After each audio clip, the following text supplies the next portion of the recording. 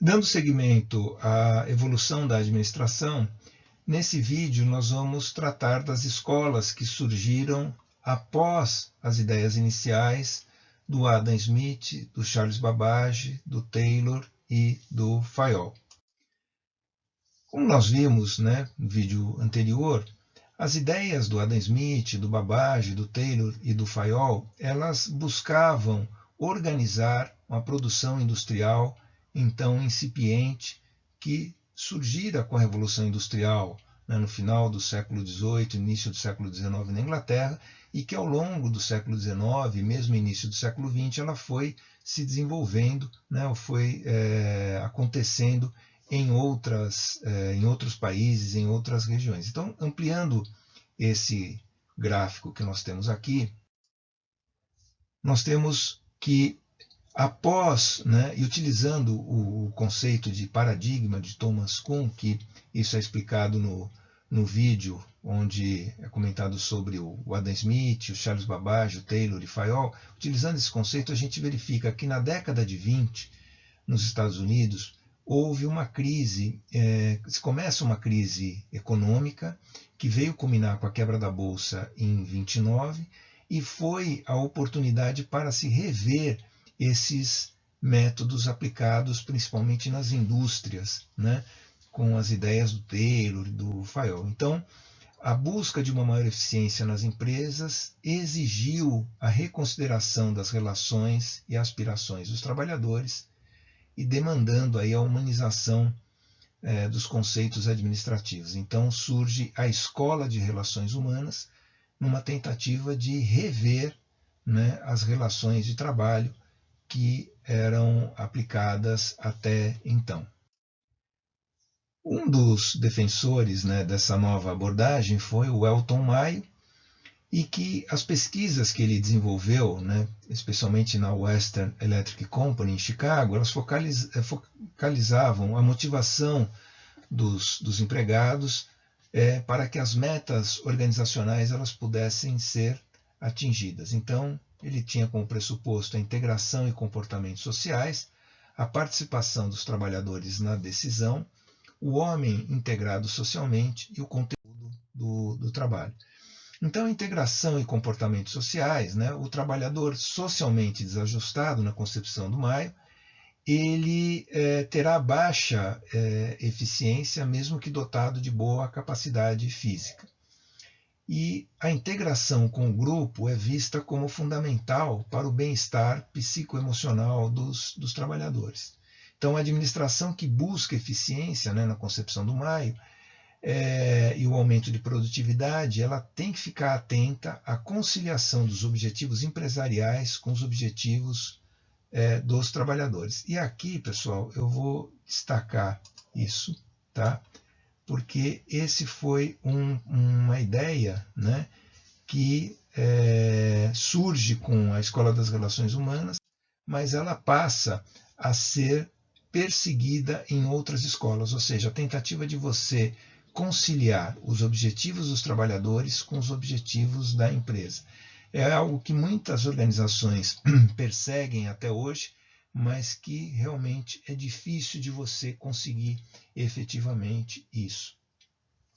Outros pressupostos das ideias de Mayo era a participação dos trabalhadores no processo decisório, que era tida como fundamental, embora condicionada à situação e ao padrão de liderança adotado.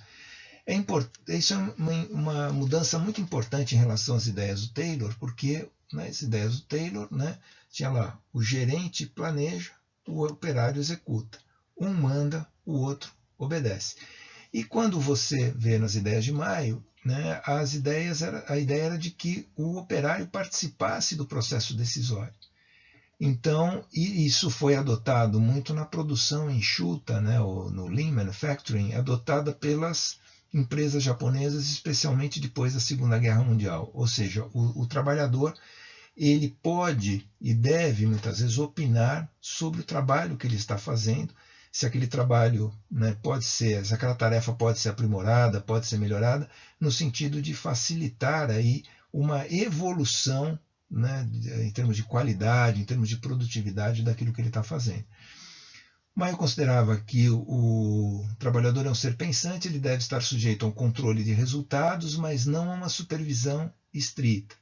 A gente vai ver que essa ideia foi retomada, né, depois pela administração por objetivos. Ou seja, você tem que controlar o resultado do que ele está fazendo e não ficar dizendo exatamente como ele deve fazer, como fazia o Taylor. Participação nas decisões favorecidas por uma comunicação de baixo para cima, que estimula a iniciativa dos funcionários e aumenta a produtividade empresarial. O homem social, né? A motivação econômica passa a ser secundária, a necessidade de reconhecimento e a aprovação social e a participação são prioritárias. Fayol defendia que a remuneração deveria ser suficiente para garantir a satisfação dos funcionários, e o Elton Maia falava que a motivação econômica passa a ser secundária, porque ele quer também reconhecimento, aprovação social e participação, né, nas decisões. O conteúdo do trabalho, né, trabalhos simples e repetitivos, eles são monótonos e negativos, as tarefas devem ser estimulantes. É uma coisa interessante porque, na sua concepção original, o poupa-tempo ele é visto como ele é baseado num sistema inglês, onde os funcionários, você tem a concentração de serviços públicos em determinados locais, facilitando o acesso, e você tem, em cada funcionário, ele sabe a importância do trabalho que ele está realizando dentro de todo o processo. Então, se ele tem simplesmente uma tarefa de receber documentos, verificar se está tudo certo, colocar um carimbo e mandar aquilo adiante, aquilo é explicado, né, dentro de um contexto geral em que mostra a importância daquela análise inicial para que as tarefas posteriores possam ser bem executadas. Então isso faz com que ele perceba a importância do trabalho que ele está executando, né, e as tarefas com isso passam a ser mais estimulantes.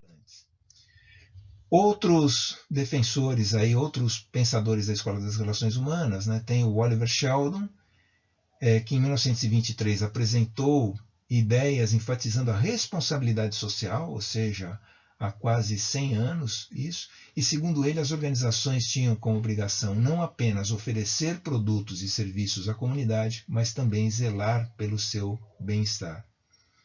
O Alfred Narrow, ele introduziu, né, métodos de pesquisa de psicologia aplicada à solução de problemas das organizações, e ele defendia a criação de um clima de trabalho capaz de satisfazer as necessidades do trabalhador. Também, né, uma novidade na época, porque até então ninguém se preocupava com o que os trabalhadores efetivamente pensavam ou o que eles aspiravam do ponto de vista pessoal. Prosseguindo, nós temos Ordway Teed, que defendia a compreensão do comportamento humano a partir do conhecimento da natureza humana. E falava que a natureza humana é, por assim dizer, a matéria-prima com a qual todo chefe executivo, em qualquer nível, tem de trabalhar. Mary Follett dava grande importância às relações individuais na organização e recomendava às organizações em busca de mudanças no comportamento de seus funcionários que alterassem seus próprios padrões de comportamento. Isso é uma visão muito importante porque se você quer que os seus funcionários, seus colaboradores, eles tenham uma postura ética, é fundamental que a empresa como um todo tenha efetivamente esse padrão de comportamento, começando pela alta hierarquia da organização.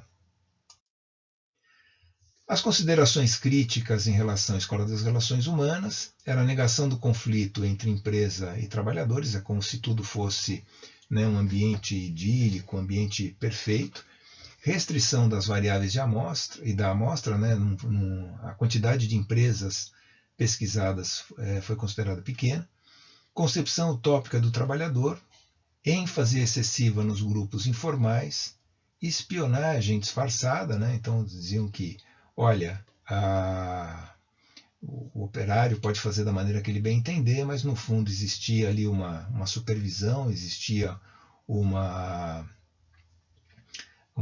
espionagem, né, mesmo que disfarçada, e ausência de novos critérios de gestão. Então, essa negação do conflito entre empresas e trabalhadores, né, como o reconhecimento desse conflito implicaria na diferenciação das metas dos trabalhadores e da empresa, o movimento das relações humanas tenta resolvê-lo negando a sua existência. Ou seja, a partir do momento em que eu começo a dizer que as metas dos trabalhadores são diferentes das metas das empresas e a conciliação disso era considerada difícil, e é considerada difícil até hoje, a escola das relações humanas ela negava a existência desse tipo de conflito, desse tipo de diferença. Restrição das variáveis e da amostra, como eu comentei, os estudos realizados utilizaram um número pequeno de empresas, né, e de variáveis, impossibilitando a generalização dos resultados a outras organizações. Concepção utópica do trabalhador. A teoria das relações humanas se baseava na visão idealista de um operário feliz e integrado ao ambiente de trabalho. Isso exigiria uma negação das concepções práticas de que existem operários infelizes e produtivos e outros felizes mais improdutivos. Felicidade e produtividade não são, portanto, diretamente proporcionais para os críticos da escola das relações humanas. ênfase excessiva nos grupos informais, ou seja, a importância do grupo como fator de aumento da produtividade foi supervalorizada, e a influência desse grupo, além de ser limitada, representa apenas um dos fatores capazes de alterar o nível da produtividade dos trabalhadores. Espionagem disfarçada, né? O estímulo à participação dos funcionários nas decisões foi supervalorizado e a abertura de um espaço para expressão dos trabalhadores passou a ser uma forma de a administração da empresa espionar as ideias e insatisfações dos trabalhadores, prevenindo-se contra movimentos reivindicatórios.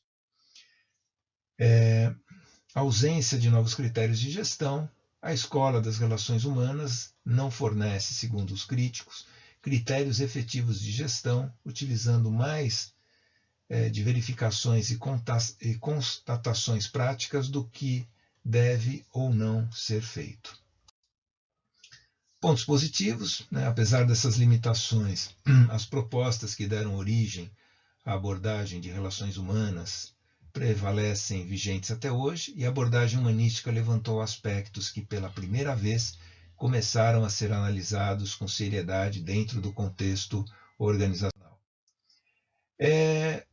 Em função dessas críticas, né, que surgiram sobre a escola das relações humanas, surge a burocracia de Max Weber, que como uma proposta de estrutura administrativa para organizações complexas. Então, as limitações das teorias clássica e científica e de relações humanas fizeram com que alguns autores se voltassem às obras de Max Weber. Então, temos aqui, né, utilizando o conceito, né, de paradigma do Thomas Kuhn, nós temos, num primeiro momento, as ideias de Adam Smith, Charles Babbage, Taylor e Fayol, que buscaram organizar a produção industrial, então incipiente, entre o final do século XVIII na Inglaterra e até o início do século XX em diversos outros países, né? As ideias da Revolução Industrial elas foram se disseminando em vários países, principalmente aí ao longo do século XIX e início do século XX. Depois nós tivemos, né, as ideias da Escola das Relações Humanas, onde buscava humanizar as relações de trabalho. Isso, para muitos, acabou por desorganizar as empresas, as instituições, e agora surge aqui a burocracia do Max Weber como uma alternativa, né, uma revisão dos métodos de Taylor e Fayol, principalmente, de forma a lidar com organizações mais complexas. Bom, os princípios do Max Weber, o modelo burocrático, ele segue preceitos rígidos e disciplinares. Os pressupostos dessa teoria saíam em defesa de aspectos coerentes com uma visão racionalista do ser humano e defendiam a ética protestante, o homem organizacional, racionalidade, divisão do trabalho e hierarquia, autoridade, poder, dominação e administração, promoção e seleção, separação entre propriedade e administração e organização informal. É importante a gente considerar que a burocracia na concepção do Max Weber é totalmente diferente da concepção que nós temos hoje de burocracia, porque hoje nós tomamos a burocracia como algo lento, né, ineficiente, com processos muito estendidos, complicados. Não. A burocracia do Max Weber era uma tentativa de racionalizar os procedimentos organizacionais, tornando-os mais eficientes. Então vamos ver cada um desses pressupostos, né? Bom, na visão do Max Weber, a ética protestante ela defende a vida dedicada ao trabalho duro, à poupança e à virtude. Os que realmente se dedicam a essa conduta espartana e, portanto, seguem a vontade de Deus, alcançam a prosperidade e ficam em paz com o destino. Então, quanto mais rico, né, mais uma pessoa prova ser fiel a Deus, pois a riqueza não é vista como um meio, mas como resultado de uma conduta. É interessante isso, porque a visão, né, dessa ética protestante, ela não vê o lucro, o ganho financeiro, ou enfim, a riqueza como um pecado. Ela vê como uma virtude, o sinal de uma vida dedicada ao trabalho. O homem organizacional. O tipo de personalidade adequada à sociedade é um homem flexível, podendo desempenhar vários papéis simultâneos dentro da organização. O que a gente vai verificar é que a ideia do Max Weber é que os processos eles devem ser tão bem especificados que você pode substituir as pessoas dentro de um determinado processo que ele continua sendo bem executado, né, devido a essa facilidade de adaptação das pessoas e também pela certa rigidez dos processos. Racionalidade. Assim como na administração científica, a burocracia defende a existência da melhor forma de se realizar uma tarefa. Os objetivos devem ser atingidos de maneira mais racional e com economia de esforços. Divisão do trabalho e hierarquia. A divisão do trabalho deve ser sistemática, cada pessoa deve ter uma tarefa específica e uma autoridade condizente com ela. Forma-se uma hierarquia legítima que deve ser respeitada a qualquer custo. Autoridade, poder, dominação e administração. Então, na visão do Weber, autoridade é a probabilidade de que um comando ou ordem específica seja obedecida. Poder é a probabilidade de impor a própria vontade à conduta dos outros, e na dominação o governante tem o direito de impor o seu poder e o governado o dever de obedecer-lhe. Tá? Promoção e seleção. A consideração da competência técnica evita favoritismo. Isso é totalmente contrário à concepção que a gente tem de burocracia hoje, onde o apadrinhamento, né, o favorecimento de pessoas ineficientes acontece. Na visão do Weber, você tem que levar em consideração a competência técnica, tá? E a seleção e promoção de um indivíduo deve ser resultado de sua dedicação e também dessa competência no cumprimento das metas organizacionais. Ou seja, você vai promover quem deve ser efetivamente promovido. Separação entre propriedade e administração. Os administradores devem ser profissionais. O trabalho que desempenham deve ser sua principal atividade. Isso é uma questão fundamental para muitas empresas familiares, onde você tem, muitas vezes, a família assumindo a administração, e as questões familiares elas acabam se sobrepondo às questões empresariais ou se misturando com as questões empresariais, e isso gera uma ineficiência muito grande na gestão. Então, basicamente, o que o Weber dizia é o seguinte: olha, você tem que separar a propriedade da administração, ou seja, os donos da empresa, eles vão chamar administradores profissionais que vão cuidar do dia a dia da empresa, evitando aí que haja uma mistura com questões familiares e que muitas vezes vão levar à ineficiência ou mesmo podem levar até ao fechamento da empresa. Organização informal, ela sendo imprevista, ela não é racional. não sendo racional, não é desejada nas organizações burocráticas, ou seja, a informalidade ela não é considerada dentro da burocracia de Max Weber. Considerações favoráveis. A expressão organização burocrática é utilizada de modo depreciativo, né? Hoje em dia, ela não reflete a realidade desse modelo. O modelo burocrático facilita a atividade de supervisão do trabalhador, que possui de antemão todas as informações necessárias à execução das suas atividades, e a promoção por mérito e competência está, obviamente, distante do estereótipo de cabide de empregos e posto de incompetência que se atribui modernamente ao termo burocracia. Considerações críticas. Limitação da espontaneidade, né? As características da organização burocrática limitam a liberdade pessoal, despersonalização dos atendimentos, o funcionário não tem colegas de trabalho, as pessoas com quem se relaciona profissionalmente são meros ocupantes de cargos hierarquizados, a colocação dos objetivos da empresa como prioritários aos seus objetivos enquanto pessoa denota a relação impessoal.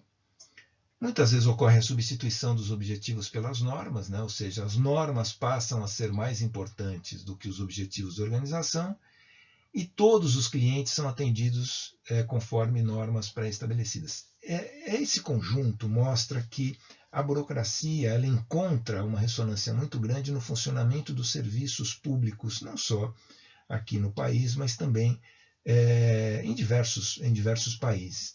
Ou seja, você tem muitas vezes a substituição dos objetivos pelas normas, né? Muitas vezes as organizações públicas, o serviço público, ele não tem necessariamente objetivos, mas ele tem normas pré-estabelecidas que têm que ser seguidas sempre, e você atende todas as pessoas da mesma maneira, ou seja, independente da pessoa ganhar mais, ganhar menos, né? Todo mundo é atendido igualmente.